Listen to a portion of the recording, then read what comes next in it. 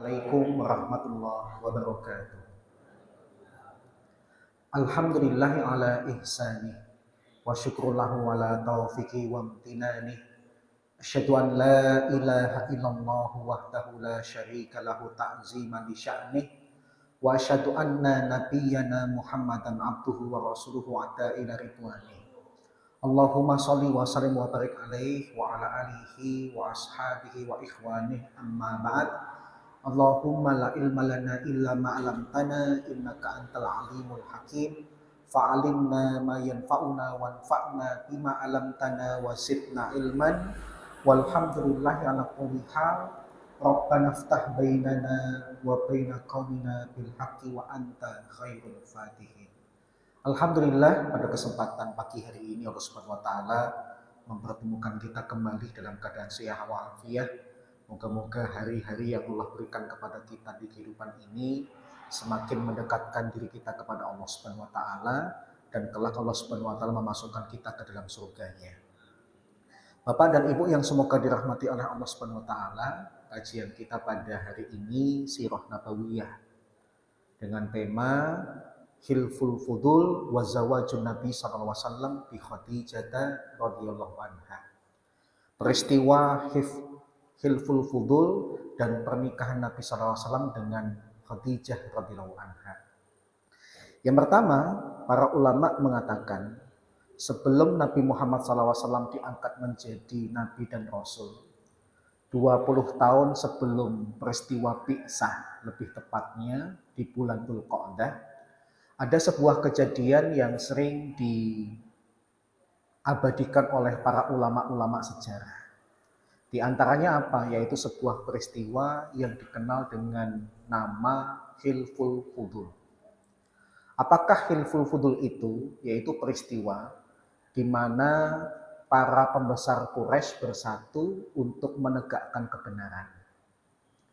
Alur ceritanya adalah ada seorang pedagang dari Yaman, lebih tepatnya dari kabilah Zubaid, datang ke Mekah dengan membawa beberapa dagangan. Yang dagangannya itu tatkala di Mekah kemudian dijanjikan untuk dibeli oleh seorang penduduk Mekah yang bernama Al-As bin Wa'il As-Sahmi. Tapi ternyata ketika sudah diserahkan kepada Al-As bin Wa'il As-Sahmi, barang dagangannya tidak dibayar. Barangnya diambil tapi tidak dibayar. Maka laki-laki dari Yaman ini kemudian meminta bantuan beberapa penduduk Mekah untuk minta kepada Al-As bin Wa'il As-Sahmi membayar barang dagangannya. Tapi ternyata sebagian penduduk Mekah acuh. Sampai tatkala dia mendapati mayoritas penduduk Quraisy berada di dekat Ka'bah, maka dia menaiki sebuah gunung kecil di dekat Ka'bah yang bernama Jabal Abi Qubais, yang kemudian dia berteriak dan meminta pertolongan kepada para pembesar Quraisy. Di antara para pembesar Quraisy yang kemudian memperhatikan teriakan laki-laki ini, ada seorang paman Nabi yang bernama Zubair bin Abdul Muthalib. Ketika Zubair mendapati laki-laki ini berteriak meminta tolong dengan ungkapan syairnya, maka kemudian Zubair minta dan menggerakkan para pembesar Quraisy yang lain untuk menolong laki-laki ini. Ini kayaknya laki-laki ini butuh ditolong. Maka tergeraklah setidaknya 3 suku besar di kalangan Quraisy, yaitu Bani Hashim, Bani Zuhrah, dan Bani Taim bin Murrah, yang kemudian para pembesar mereka berkumpul di sebuah rumah milik Abdullah bin Jud'an. Abdullah bin Jud'an ini siapa? Termasuk tokoh Quraisy yang terkenal dermawan. Dia itu sukanya memberikan makan dan sebagainya. Dan orang-orang di luar Mekah pun kenal siapakah Abdullah bin Jud'an ini karena kebaikannya. Maka dari hasil pertemuan para pembesar Quraisy itu disepakati untuk segera menemui Al-As bin Wa'il As-Sahmi, memaksa Al-As bin Wa'il As-Sahmi untuk membayar barang dagangan laki-laki dari Zubaid ini, dan kemudian akhirnya dengan desakan para pembesar Quraisy itu terbayarlah. apa yang dia ambil dari dagangan seorang laki-laki dari kabilah Subaik di Yaman. Nabi SAW perkiraan usianya adalah sekitar sudah usia 20 tahun.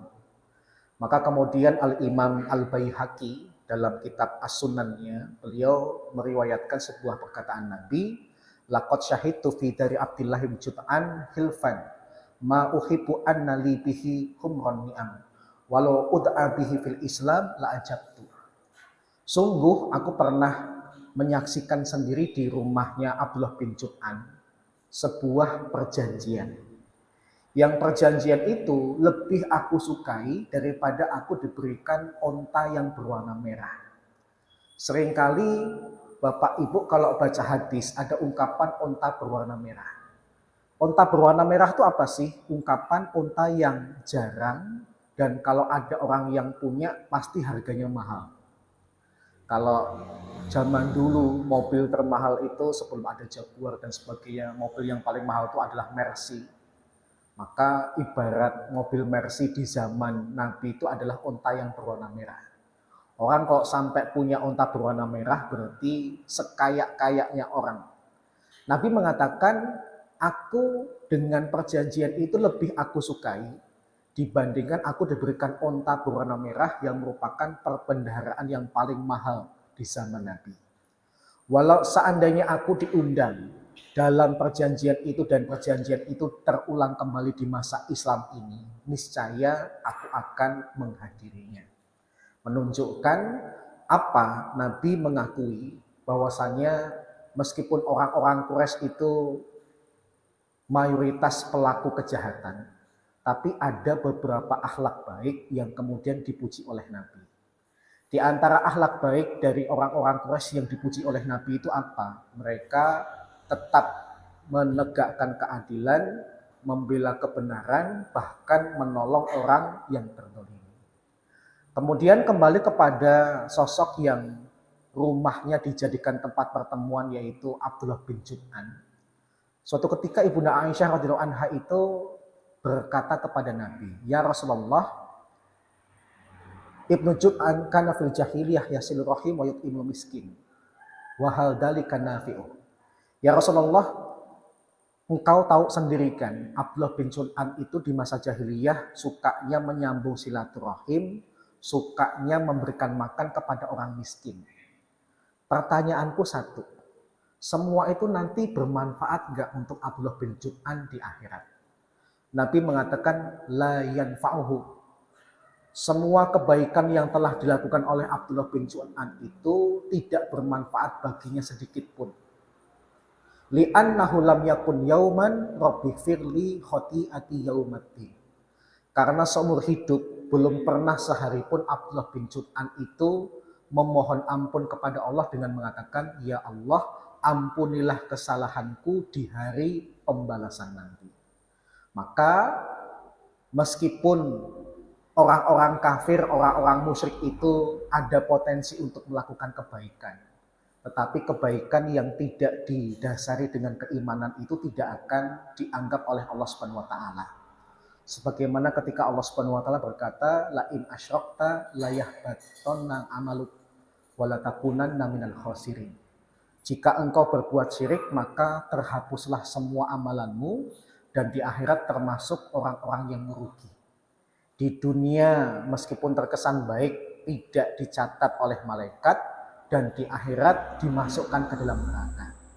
Maka apabila kita masih memiliki kepedulian kepada saudara kita yang mungkin hari ini belum dapat hidayah, yang hari ini mungkin belum masuk ke dalam Islam dan sebagainya, maka rasa kepedulian itu sehendaknya bukan cuma kepedulian dalam menyapa, kepedulian dalam mengunjungi, tapi mohon maaf, kepedulian yang hakiki itu apa? Mendakwai.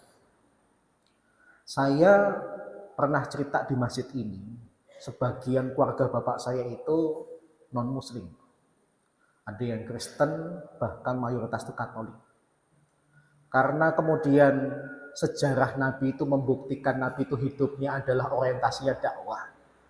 Dan kelak kita akan ditanyai oleh Allah, hidupmu itu untuk apa?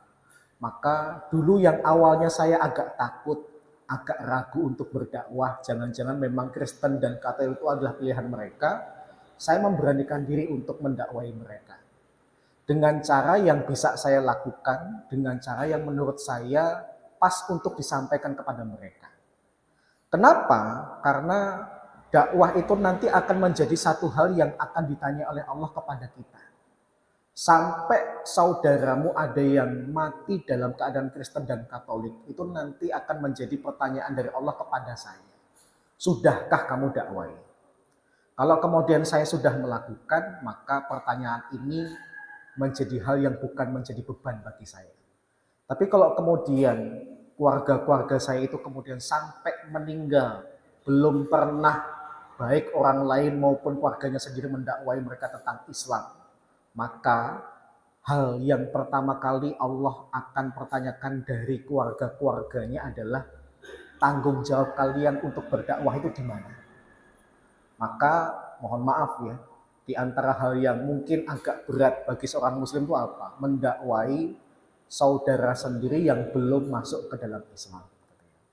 Bahkan beberapa sepupu saya itu kayak sudah mempelajari hal-hal yang nanti kalau orang Islam mendakwai mereka nanti jawabannya gini dan sebagainya.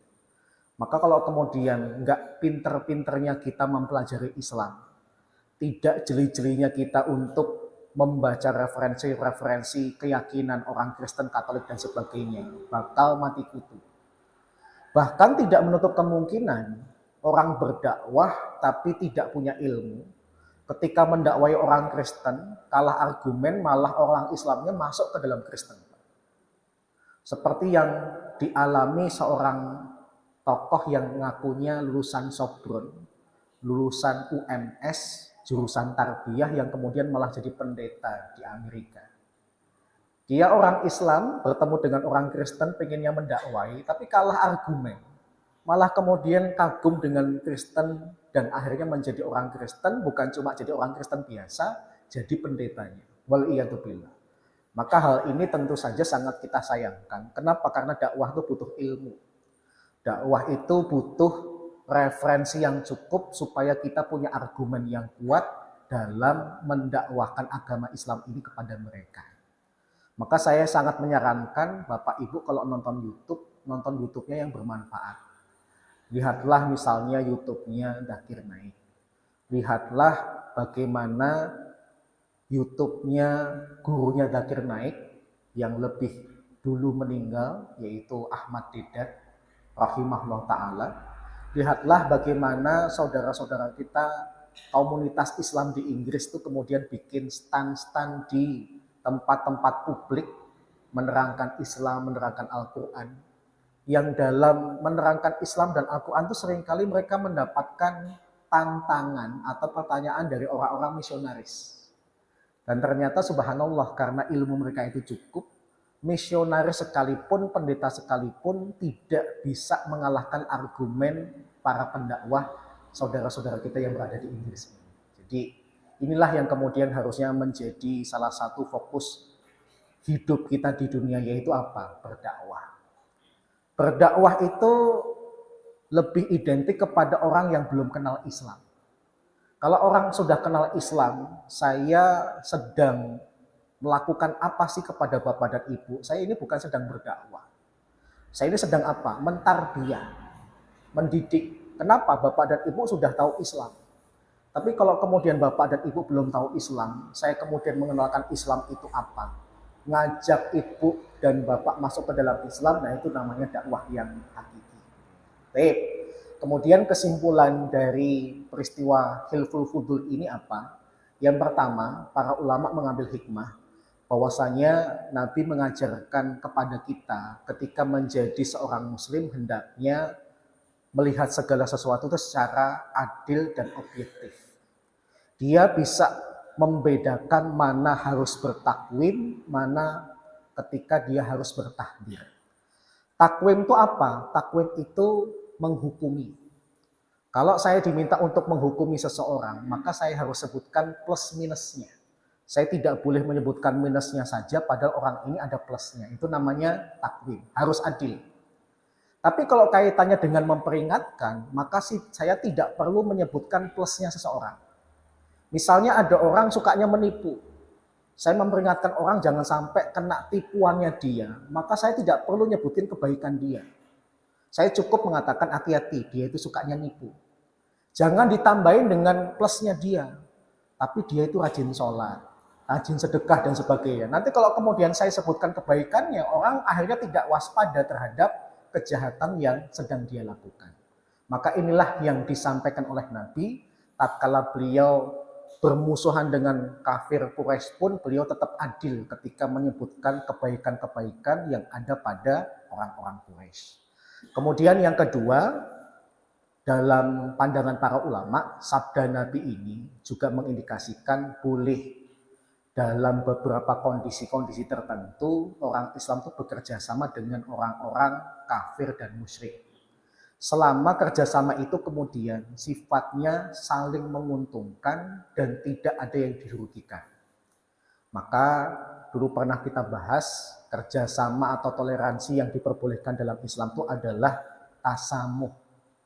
Orang Islamnya diuntungkan tidak dirugikan, orang kafirnya juga diuntungkan tidak dirugikan. Tapi praktek yang ada di Indonesia itu bukan tasamuh kalau kemudian orang Islamnya masuk ke gereja. Atau bahkan kemarin ada tamu ke rumah saya, dia guru MI. Dalam rangka menerapkan kurikulum merdeka, mengambil tema Islam rahmatan lil alamin, itu kemudian guru-guru agamanya itu melakukan studi banding ke Kenteng yang ada di Pasar Gede itu. Yang Kenteng itu kemudian ada 3 agama dan sebagainya. Kalau yang seperti ini mohon maaf, namanya bukan tasamu. Namanya apa? Mudahanah. Mudahanah itu apa? Kerjasama, tapi ada satu pihak yang kemudian dirugikan. Dan yang dirugikan siapa? Orang Islam. Orang Hindu, Buddha, dan Konghucunya aja nggak pernah ke tempatnya orang Islam, orang Islamnya malah ke sana. Kalau kemudian tujuan untuk saling mempelajari itu terjadi, oke lah, saling itu kan berarti kita ke sana, mereka ke sini. Tapi kalau kemudian yang ternyata terjadi itu cuma satu pihak, bahkan yang menjadi korban itu adalah orang Islamnya, maka inilah yang kemudian tidak diharapkan di dalam Islam, karena bukan tasamuh tapi mudahanah. Ini yang pertama. Kemudian peristiwa besar yang kedua yang dialami oleh Nabi sebelum beliau diangkat menjadi Nabi dan Rasul adalah pernikahan beliau dengan ibunda kita Khadijah radhiyallahu anha. Dulu pernah saya ceritakan secara panjang lebar bagaimana Nabi bertemu dengan Khadijah, bagaimana Nabi kemudian menikah dengan Khadijah, dan bagaimana kehidupan rumah tangga mereka. Maka ini sebagai perulangan saja sambil mengingat-ingat apa yang dulu pernah saya sampaikan. Yang pertama, kalau kita lihat dari nama lengkap ibunda kita Khadijah, yang nasabnya ada titik temu dengan nasabnya Nabi, maka kalau diuraikan, ibunda Khadijah itu nasabnya adalah Khadijah binti Khuwailid bin As'ad bin Abdul Uzza bin Qusay bin Kilab. Pertemuan nasab antara Khadijah dengan Nabi itu pada tokoh yang bernama Qusay bin Kilab. Karena Nabi kita itu nasabnya Muhammad bin Abdullah bin Abdul Muttalib bin Hashim bin Abdi Manaf bin Qusay bin Kilab. Konon Abdul Uzza dan Abdi Manaf itu bersaudara. Yang mereka sama-sama anak dari tokoh Arab saat itu yang bernama Qusay bin Kilab. Qusay ini dikatakan sebagai nenek moyang Quraisy yang pertama. Kenapa? Karena dia berhasil menghimpun keluarga-keluarganya yang dulu tinggalnya berjauhan, kemudian untuk tinggal di lokasi bersama, membangun kota Mekah bersama. Kemudian yang kedua, ibunda kita Khadijah radhiyallahu anha ini di Mekah dikenal sebagai wanita yang digelari dengan gelar 2. Pertama yaitu At-Tahirah, suci, dan yang kedua beliau juga mendapatkan gelar Al-Afifah, yaitu wanita yang menjaga kehormatan. Jadi meskipun dia adalah janda yang kemudian pekerjaannya mayoritas adalah laki-laki, tetapi tidak menyebabkan intensitas pertemuan beliau dengan banyak laki-laki itu kemudian beliau direndahkan. Tidak seperti zaman sekarang, di mana perempuan itu kalau sering ketemu dengan laki-laki malah direndahkan, dilecehkan, dan sebagainya. Tapi kalau beliau tetap memiliki wibawa, tetap memiliki kehormatan. Kemudian yang ketiga, semua kita paham bahwasanya Khadijah radhiyallahu anha ketika menikah dengan Nabi itu kondisinya sudah tidak perawan. Kenapa? Karena Ibunda Khadijah itu konon pernah menikah dengan 2 laki-laki. Yang pertama, suaminya bernama Atik bin Aid al-Makhzumi. Meninggal dan dia adalah laki-laki kaya. Dulu belum ada hukum waris. Yang berlaku adalah kalau pasangan itu meninggal, maka hartanya dikuasai penuh oleh pasangannya yang masih hidup.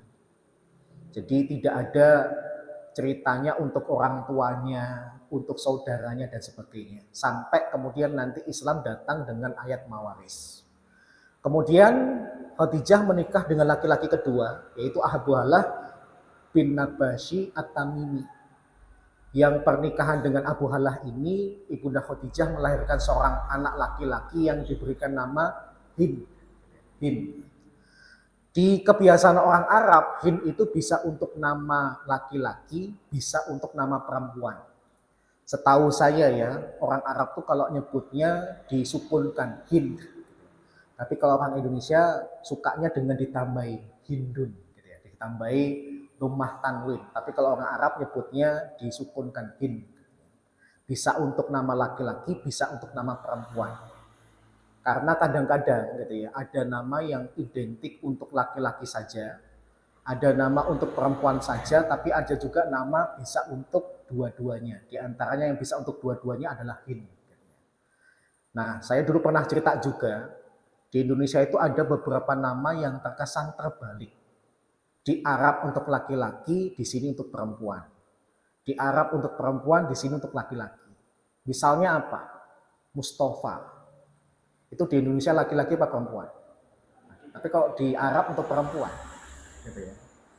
Kemudian yang selanjutnya Maisarah. Di Indonesia untuk perempuan apa laki-laki? Perempuan, tapi sebenarnya itu nama laki-laki gitu ya, di kalangan orang Arab. Termasuk nama saya, Hanan, itu kalau orang Arab dipakai untuk anak perempuan. Makanya Bapak ketik di Google Image yang gambar itu, ketik nama saya Hanan, itu tampil gambar perempuan semua. Kenapa nama Hanan itu identik maknanya kan rifqatul qalbi, hati yang lembut. Biasanya hati yang lembut itu dimiliki oleh perempuan, maka anak perempuan itu diberikan nama Hanan. Tapi nggak apa-apa, yang penting saya laki-laki beneran. Kemudian yang selanjutnya, kisah Hind bin Abu Halah ini saya mencoba mencari tahu, nggak ketemu Pak. Mentok-mentoknya cuma diceritakan Hind ini anaknya Khadijah dengan Abu Halah. Nasibnya kemudian itu bagaimana? Berhenti. Tidak diberikan keterangan apakah dia kemudian meninggal, apakah dia kemudian pindah ke tempat lain dan sebagainya. Cuma disebutkan punya anak, tahu-tahu kemudian kisahnya menghilang begitu saja. Beda dengan anak-anak Nabi, hasil pernikahan dengan Ibunda Khadijah, itu kemudian terekam dalam kitab sejarah.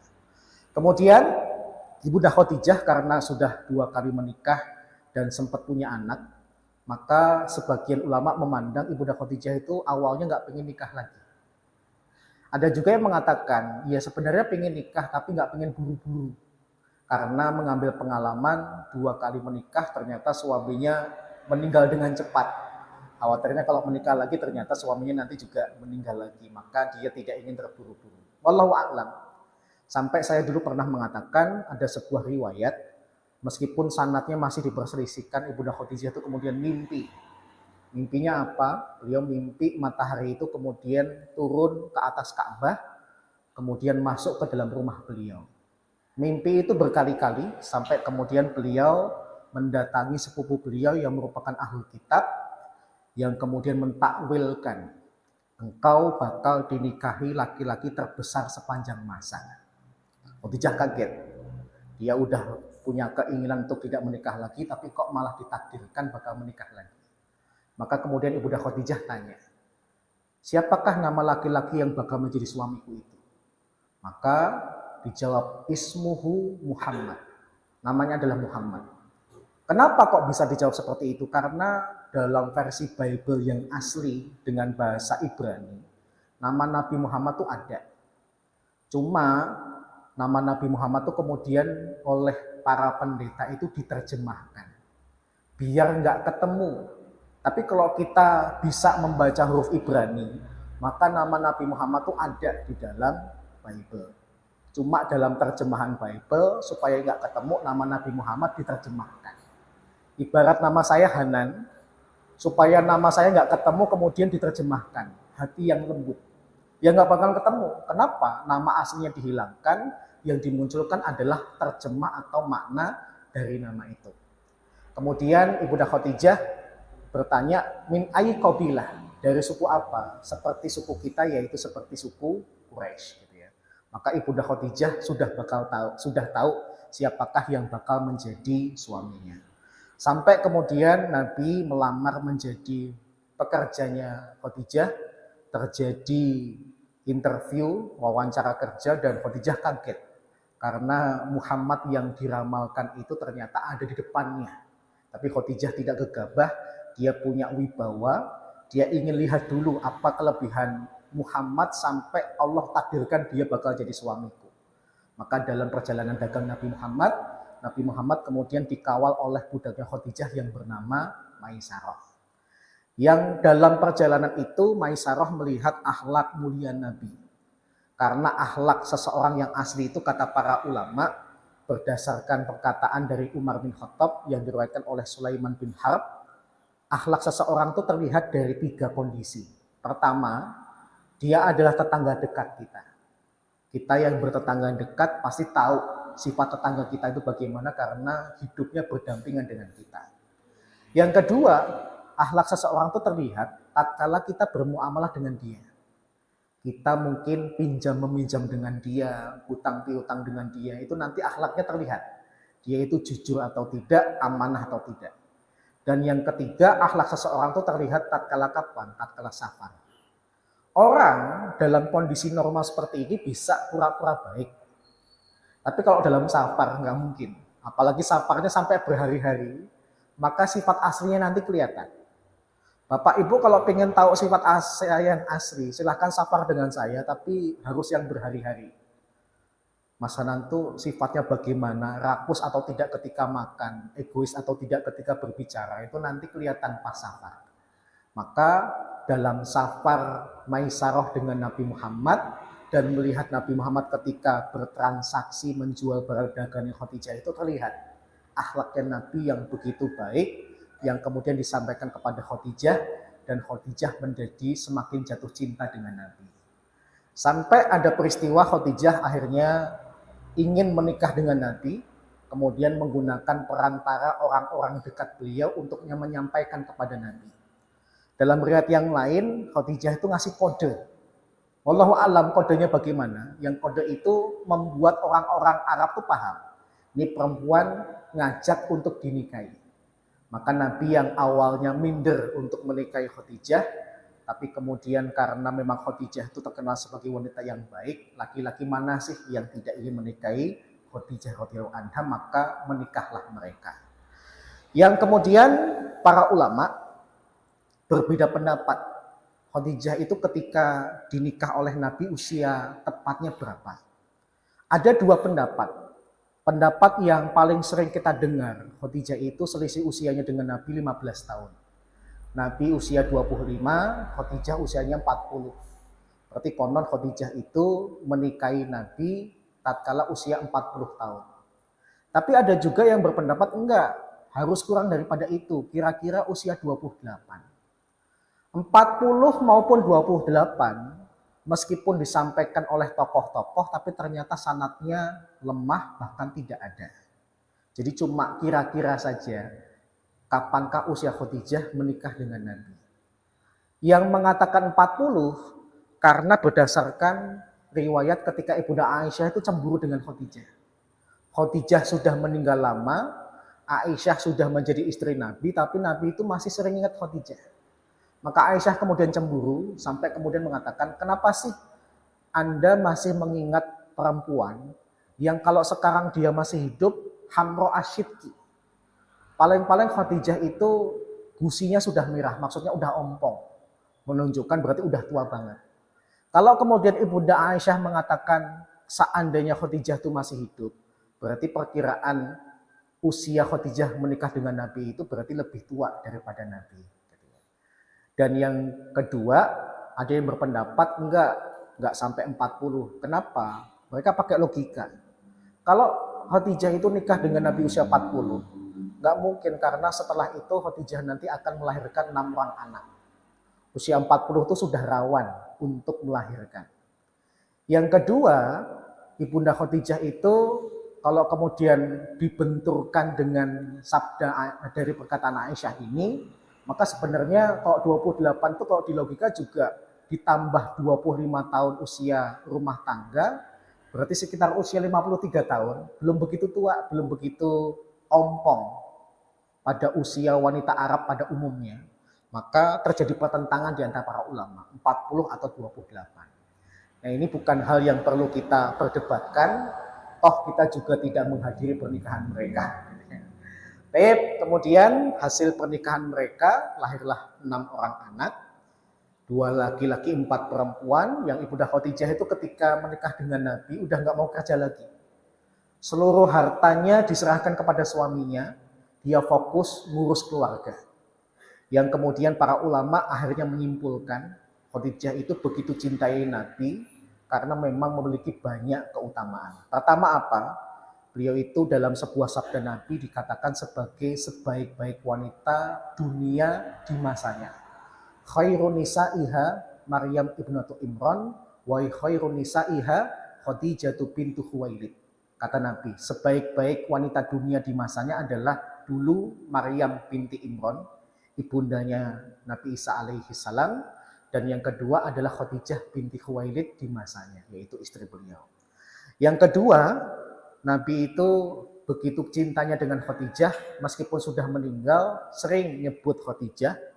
Bahkan ada riwayat Nabi itu ketika nyembelih beberapa kambing, minta dagingnya itu dipotong-potong, diberikan kepada temannya Khadijah. Maka Ibunda Aisyah untuk sekian kalinya cemburu. Khadijah lagi gitu ya.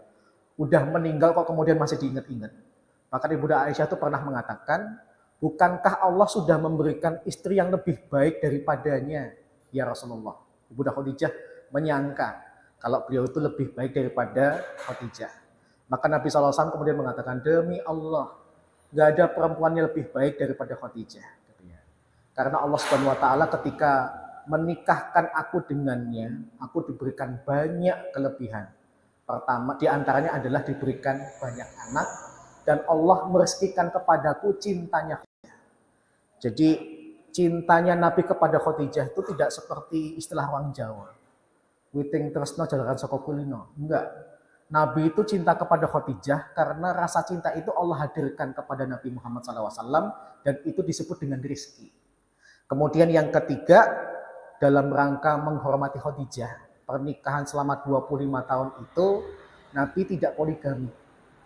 Karena Nabi begitu menjaga perasaan Ibunda Khadijah, maka beliau kemudian tidak berpoligami, meskipun saat itu poligami adalah budaya. Poligami menjadi sesuatu hal yang lumrah, bahkan menjadi kebiasaan yang sangat-sangat umum dilakukan oleh orang-orang Arab pada saat itu. Baik, demikian beberapa kisah singkat yang berkaitan dengan Hilful Fudul dan pernikahan Nabi Muhammad SAW dengan ibunda kita Khadijah radhiyallahu anha. Moga-moga bermanfaat, kurang lebihnya mohon maaf. Sisa waktu kalau ada pertanyaan saya persilahkan.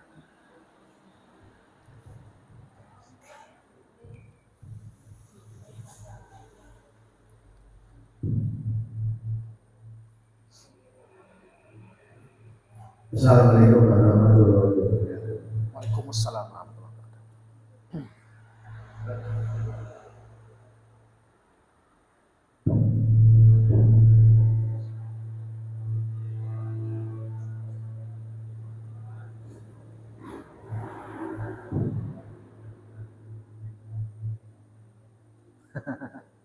Pertanyaan saya,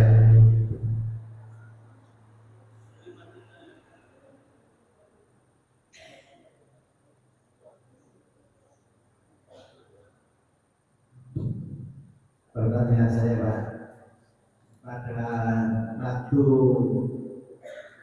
sholat subuh kita datang sudah ada. Sholat apa yang saya lakukan? Sholat berdiriah atau sholat Tahiyatul masjid. tahiyatul masjid? Sementara sudah ada. Sudah ada. Ya yang pertama kalau Bapak bisa mengetahui waktu iqomahnya masih agak panjang dan bisa melaksanakan dua-duanya itu lebih bagus. Paham ya? Atau yang kedua, Bapak bisa milih di antara dua itu. Tapi kalau saya sih menganjurkan lebih banyak besar pahalanya qobliyahnya dibandingkan tahiyatul masjid. Tapi bisa juga cuma 2 rakaat tapi niatnya 2. Ya Allah, saya niatkan 2 rakaat ini untuk tahiyatul masjid plus qobliyah subuh. Ini diperbolehkan dalam mazhab Syafi'i. Kenapa? Karena sunnah ketemu dengan sunnah. Jadi ngelihat kondisi dulu. Kalau memang kebiasaan di masjid ini setelah adzan masih ada sekitar waktu 10 menit. 10 menit itu 5 menit bisa untuk tahiyatul masjid, 5 menit bisa untuk qobliyah, ya bagusnya dua-duanya. Tapi kalau kemudian kepepet pingin salah satu saja, bagusnya sih qobliyah. Tapi kalau kemudian pakai metode mazhab Syafi'i bisa 2 rakaat saja diniatkan 2, tahiyatul masjid dan qobliyah subuh. Wallahu a'lam. Saya termasuk yang sering melakukan yang kedua, yang ketiga. 2 rakaat tapi saya niatkan tahiyatul masjid dan qobliyah subuh. Wallahu a'lam. Tapi satu sholat dua niat. Ya, 2 niat. Wallahu a'lam.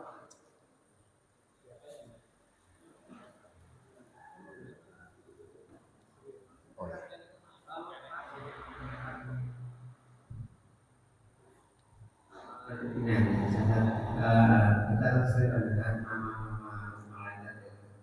Tapi kemarin saya dalam suatu pengajian itu mengatakan malaikat yang sering juga adalah malaikat yang bernyawa yaitu Israel. Tapi dalam Al-Quran maupun hadis itu tidak ada. Apakah itu bagaimana ataukah semua itu hanya malaikat yang sering kita lupa dan sebagainya itu seperti apa sih sebetulnya? Tip yang pertama, iman kepada malaikat itu seperti beberapa rukun iman yang lain, ada sifatnya ijmali, ada yang sifatnya tafsili. Ada iman kepada malaikat yang sifatnya global, ada iman kepada malaikat yang sifatnya rinci. Iman kepada malaikat yang sifatnya global itu bagaimana? Kita meyakini Allah memiliki banyak para malaikat. Sampai-sampai Allah mengungkapkan betapa banyaknya malaikatnya itu dengan perkataan wa ma ya'lamu junuda rabbika illa huwa.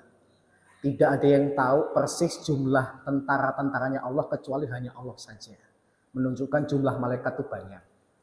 Ini secara global, syukron. Secara rincinya ada di antara malaikat-malaikat Allah tuh yang kemudian Allah sebutkan namanya. Misalnya Jibril, misalnya Mikail dan sebagainya. Maka nama-nama yang disebutkan di dalam Al-Quran atau di dalam hadis kita imani secara rinci. Tetapi di antara 10 nama populer malaikat yang sering kita dengar, ada satu yang kemudian dirasa bermasalah oleh sebagian ulama.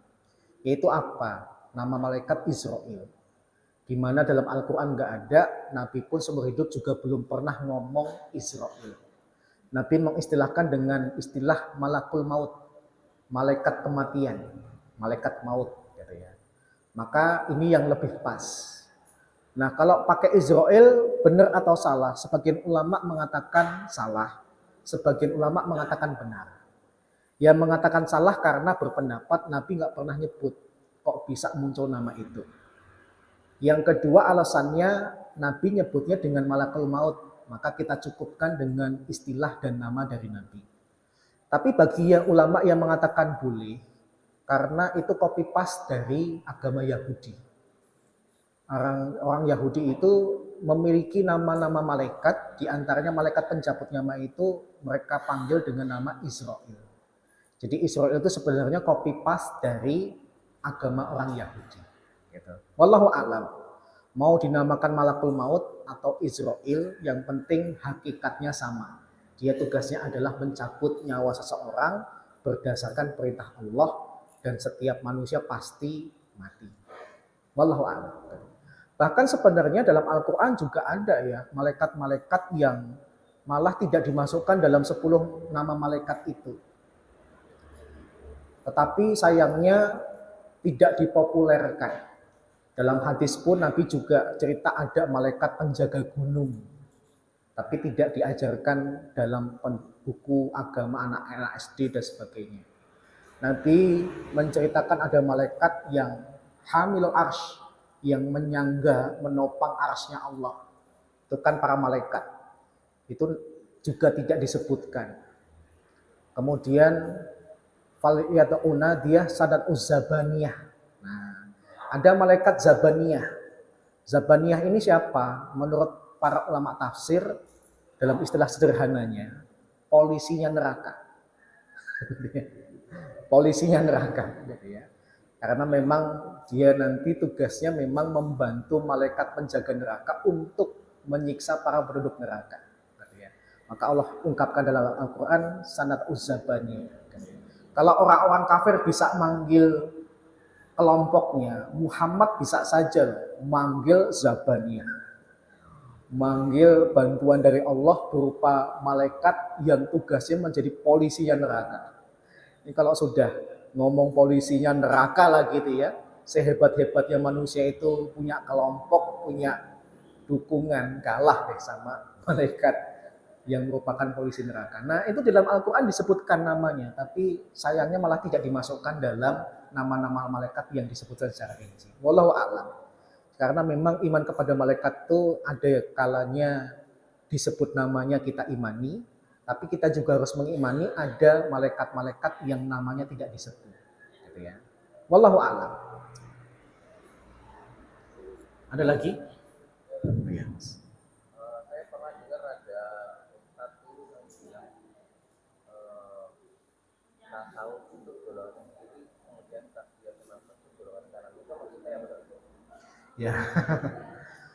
Tasawuf itu golongan kiri, tazkiyatun nafas adalah golongan kanan.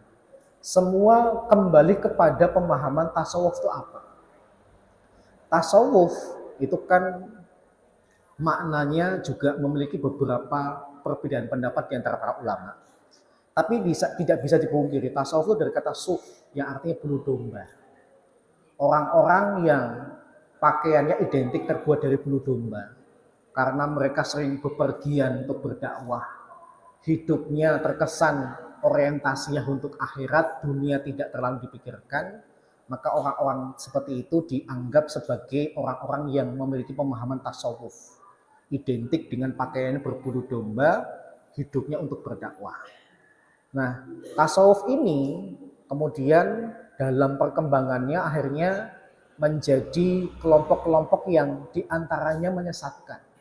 Misalnya kelompok-kelompok yang kemudian aliran tasawuf ini disebut dengan orang-orang sufi. Yang mereka kemudian, dulu pernah saya katakan ya, mereka itu punya konsep agama, di mana agama itu taubakot, seperti anak tangga. Ada syariah, ada ma'rifah, ada hakikat. Kalau sudah sampai hakikat, maka tidak perlu lagi melaksanakan ibadah karena dia sudah kenal Allah. Maka ini kelompok yang sesat. Ini yang mungkin dimaksud oleh Ustadz itu tasawuf yang kiri. Tapi tasawuf kalau dalam makna yang luas, dalam makna mengajarkan kita itu harus ingat kepada akhirat, dunia itu jangan dijadikan prioritas, jangan terlalu besar di dalam hati kita. Maka kemudian Buya Hamka itu membuat istilah, namanya tasawuf akhlaki. Tasawuf itu sebenarnya mengajarkan kepada akhlak, bukan kepada akidah, tapi kepada akhlak. Kalau tasawuf atau sufi itu sudah kaitannya dengan akidah, kebanyakan berlebihan bahkan salah. Tapi kalau tasawuf itu mengajarkan kepada etika, berakhlak, berperilaku, supaya kita itu identik dengan orang-orang yang berakhlak yang terpuji sebagaimana yang dipraktekkan oleh Nabi, maka itu diperbolehkan. Yang tasawuf akhlaki menurut Buya Hamka itu sebenarnya cuma minjem istilah dari Al-Imam Al-Ghazali dalam kitab beliau itu. Jadi kalau diartikan kiri mungkin tasawuf yang bicara tentang akidah. Jelasnya. Di antaranya juga orang-orang sufi itu kan pikirnya agak beda dengan kita. Saya dulu pernah menceritakan tafsir Al-Ikhlas ya. Qul huwallahu ahad. Orang sufi itu menganggap huwa itu namanya Allah. Maka di antara zikir mereka itu bukan subhanallah, alhamdulillah, Allah akbar dan sebagainya, tapi kemudian menganggukkan kepala sambil huwa. Kalau dibaca hidup nggak apa-apa, tapi kalau dibaca sukun tuh agak lucu, hu dan sebagainya. Karena huwa kalau dibaca sukun kan jadi hu dan sebagainya. Wallahu a'lam. Tapi pendapat yang benar kata huwa dalam Al-Ikhlas itu bukan nama Allah, tapi untuk menunjukkan di ta'dim wal hudur. Allah itu agung, Allah itu ada. Wallahu a'lam. Jadi kembali kepada istilah tasawuf yang digunakan. Kalau akhlak berarti golongan kiri yaitu golongan yang salah, golongan yang berlebihan. Tapi kalau akidah itu yang kiri. Tapi kalau kemudian akhlak maka itu yang istilah lain dari tazkiyatun nafas. Ya, istilah lain dari membersihkan jiwa, membersihkan diri. Wallahu a'lam. Baik, demikian ya. Moga-moga bermanfaat. Kurang lebihnya mohon maaf. Assalamualaikum warahmatullahi wabarakatuh.